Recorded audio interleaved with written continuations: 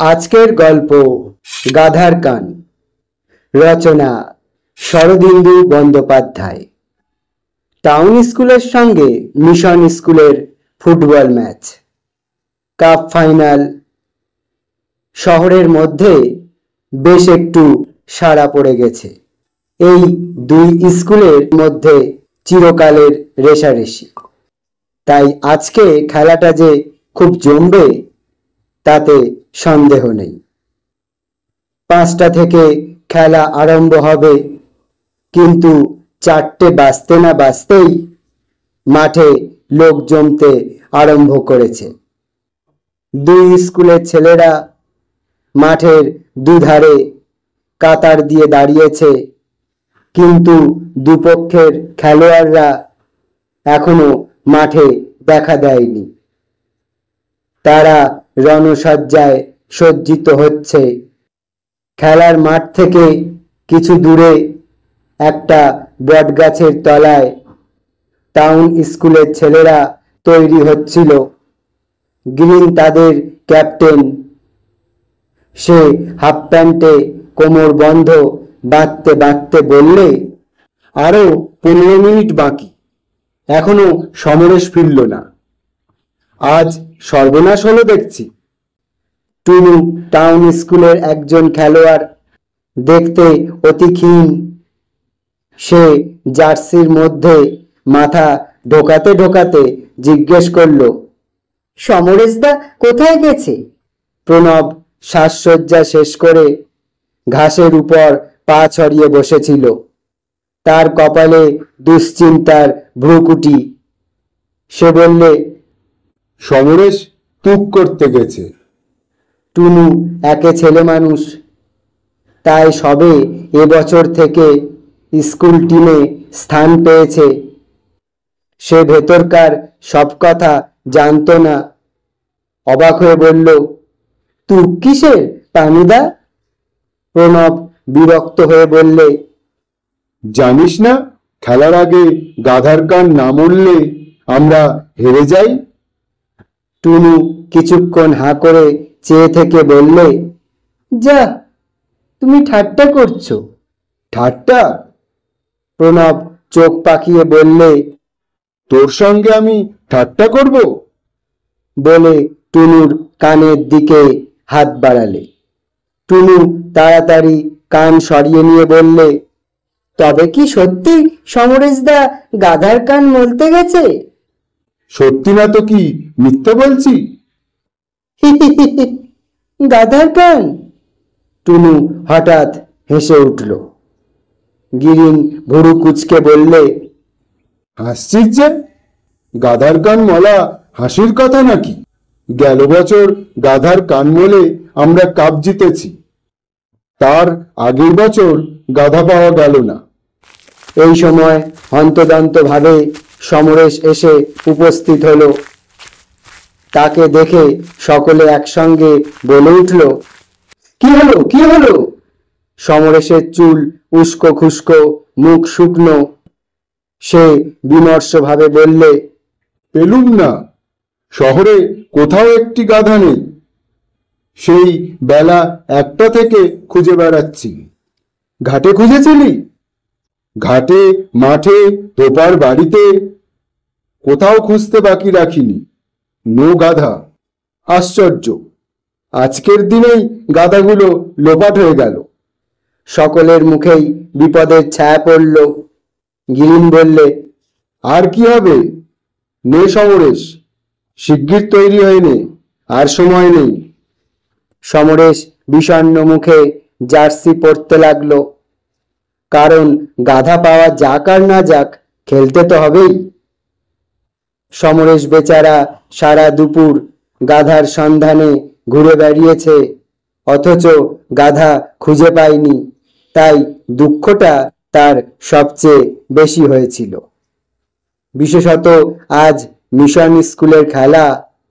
Mission স্কুলকে হারাবে বলে তারা প্রাণপণ প্রতিজ্ঞা করেছে, কিন্তু গাধার কান মরা হলো না। তার মানে মিশন স্কুলকে তারা হারাতে পারবে না। আহা, একটা গাধার বাচ্চাও যদি পাওয়া যেত সমরেশ পায়ে অ্যাঙ্কলেট আঁটতে আঁটতে এই কথা ভাবছিল। এমন সময় তার কানে কিক কিক শব্দ এলো। সে মুখ তুলে দেখলে টুনু দুই হাঁটুর মাঝে মাথা গুজে হাসি চাপবার চেষ্টা করছে। সমরেশ কড়া সুরে বললে, হাসছিস কেন রে টুনু? টুনুর সব কথাতেই হাসি। শুনলে এত রাগ হয়? হাসি চাপবার চেষ্টায় টুনুর চোখে জল এসে পড়েছিল। সে মুখ তুলে বললে, না সমরেশ দা, বলেই জোরে হেসে ফেললে। সমরেশ দা, তুমি সারা দুপুর গাধার কান মলবার জন্য ঘুরে বেড়ালে, আর একটাও গাধা পেলে না? তুক করা হলো না? সমরেশ লাফিয়ে গিয়ে টুনুর কান ধরে আচ্ছা করে মলে দিয়ে বললে, হাসি? তুক করার নামে হাসি? ছুচো কোথাকার! আজ আমরা হেরে যাব আর হাসি হচ্ছে? কাঁদো কাঁদো হয়ে টুনু বললে, কে বললে হেরে যাব? বলবে আবার কে? আমরা সবাই জানি, যখন গাধা পাওয়া যায়নি। কখনো না, দেখে নিও, কান ছেড়ে দাও, লাগছে। গিরিন বললে, ছেড়ে দে সমর, খেলার আগে আর কিছু বলিসনি। কিন্তু যদি হেরে যাই? এই সময় মাঠে রেফারির বাঁশি বেজে উঠল। দুই পক্ষের খেলোয়াড়রা মাঠে গিয়ে দাঁড়ালো। রেফারি দিব্যেন্দু বাবুকে দেখে টুনু গিরিনের কানে কানে ফিসফিস করে বললে, ও গিরিনদা, রেফারি যে দিব্যেন্দু বাবু। দিব্যেন্দু বাবুর বাঁশি হাতে দেখে গিরিনও দমে গিয়েছিল। তবু সে বললে, তাতে কি হয়েছে? দিব্যেন্দু বাবু যে জিলিপি খায়। চুপ! স্কুলের ছেলেরা সবাই জানতো যে দিব্যেন্দু বাবু জিলিপি খেতে বড় ভালোবাসেন, আর ম্যাচের আগে যে পক্ষ তাকে জিলিপি খাওয়ায় তিনি সেই পক্ষকে জিতিয়ে দেওয়ার চেষ্টা করেন। যাই হোক, এখন তো আর উপায় নেই। মিশন স্কুলের ছেলেরা নিশ্চয় তাকে পেট ভরে জিলিপি খাইয়েছে। টাউন স্কুলের খেলোয়াড়গণ আরো মুষড়ে গেল। দিব্যেন্দুবাবু টস করলেন। গ্রিন ব্যাকে খেলে, সমরেশ খেলে হাফ ব্যাক থেকে, আর টুনু রাইট ইন। তাদের দলের বাকি ছেলেরাও বেশ ভালো খেলে, কিন্তু এই তিনজনের উপরই ভরসা। টুনু একটি রোগা পটকা, কিন্তু বল তার পায়ে পড়লে তাকে আটকানো শক্ত। দৌড়াতে পারে সে ঠিক হরিণের মতো। মিশন স্কুলের দলও খুব মজবুত। তারা বেশিরভাগ বুট পরে খেলে, গায়ে জোরও বেশি। কাজেই দুই দলের মধ্যে কারা জিতবে তা আগে থাকতে বলা শক্ত। প্রথম মিনিট 10 মিশন স্কুল চেপে রইল। বল আর টাউন স্কুলের গোলের কাছ থেকে দূরে যায় না। গিরিন আর সমরেশ প্রাণপণে বল বের করে দেবার চেষ্টা করতে লাগলো, কিন্তু তবু গোল বাঁচাতে বাঁচাতে গোলকিপার প্রশান্ত হিমশিম খেয়ে গেল। দুবার কর্নার হলো, কিন্তু ভাগ্যক্রমে গোল হলো না। তারপর একবার একটু ফাঁক পেয়ে সমরেশ বল বের করে দিল। বল গিয়ে টুনুর পায়ে পড়ল। বল পেয়ে টুনু একবার চারিদিকে তাকিয়ে নিলে, তারপর বল নিয়ে বিদ্যুৎ বেগে ছুটল।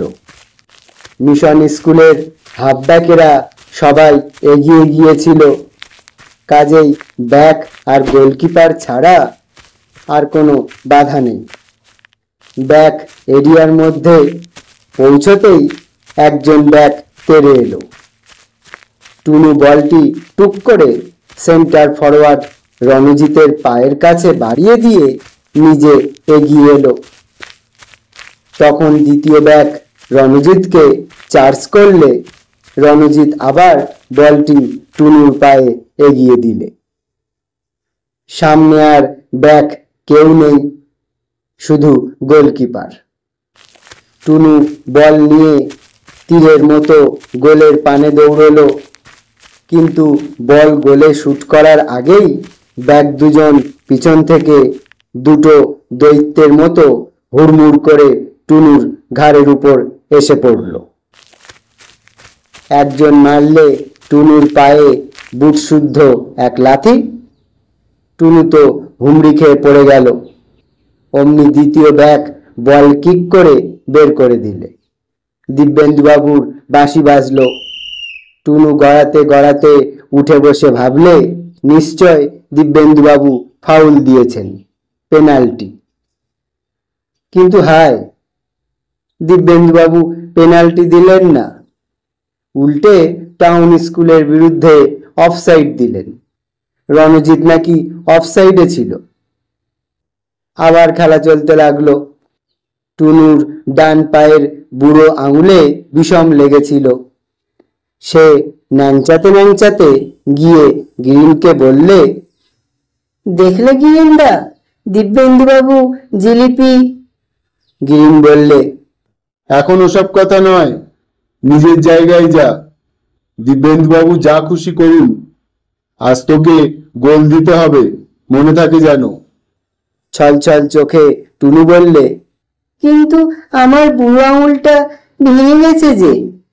গিরিন বললে, তা যাক, কিন্তু গোল দেওয়া চাই। টুনু খোঁড়াতে খোঁড়াতে নিজের জায়গায় গিয়ে দাঁড়ালো। খেলা তখন বেশ জোরে চলছে। একবার এ দল গোলের কাছে বল নিয়ে যাচ্ছে, একবার ও দল নিয়ে যাচ্ছে। ক্রমে হাফ টাইমের সময় এগিয়ে আসতে লাগলো। আর 5 মিনিট বাকি। টুনু আরো 2-1 বল পেলে, কিন্তু বেচারার পা বেজায় ব্যথা করছিল। সে বেশি দৌড়তে পারলে না। বল আর একজনকে পাস করে দিয়ে চুপ করে দাঁড়িয়ে রইল। তারপর হঠাৎ মিশন স্কুল একটা গোল দিল। তাদের 5 জন ফরওয়ার্ড একসঙ্গে বল নিয়ে গোলের মধ্যে ঢুকে গেল। কেউ তাদের আটকাতে পারল না। আবার খেলা আরম্ভ হলো। একটা গোল দিয়ে মিশন স্কুলের উৎসাহ 10 গুণ বেড়ে গিয়েছিল। তারা দুর্দান্তভাবে খেলতে লাগলো। আবার গোল হয়, কিন্তু আর গোল হবার আগেই হাফ টাইমের বাঁশি বাজলো। হাফ টাইম হলে গিরিন এসে বললে, টুনু, তোর পায়ে কি হয়েছে দেখি। খেলোয়াড়রা মাঠের মাঝখানেই গোল হয়ে বসেছিল।